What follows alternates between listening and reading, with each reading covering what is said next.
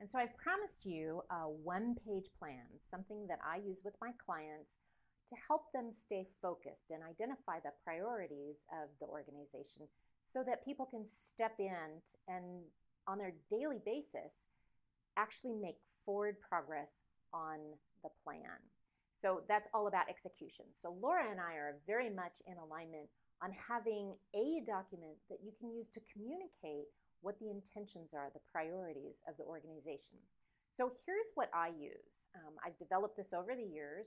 I'm not the only one who has one-page plans, but this is how I use it.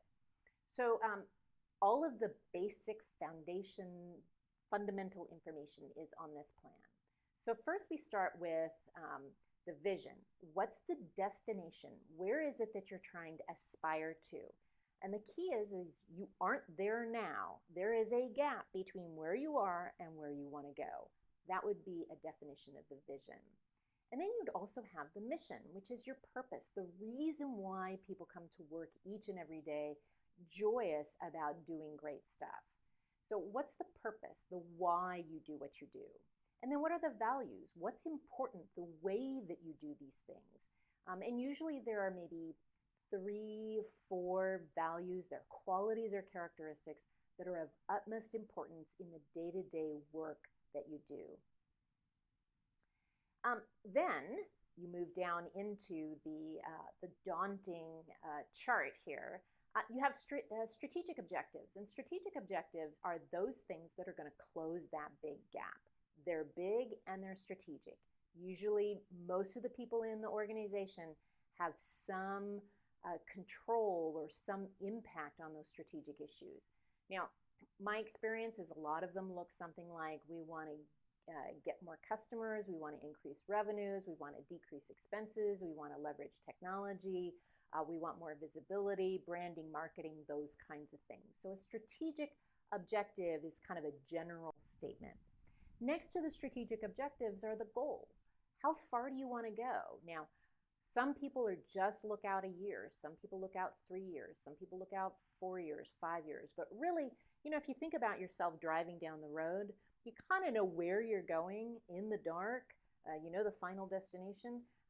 But your headlights only project so far out. And usually in strategic planning, any kind of business planning, a year is a nice kind of projection. So you want to look out maybe a year and say, so how far do we want to come? So that people can kind of get a sense for generally in what direction are you looking for in those strategic objective areas.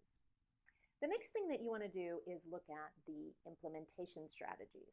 So let's say you want to get more customers. Well, that's nice, but how are you going to do that? Well, you might use social media, you might use advertising, you might be word of mouth. I mean, what are your implementation strategies in order to get there?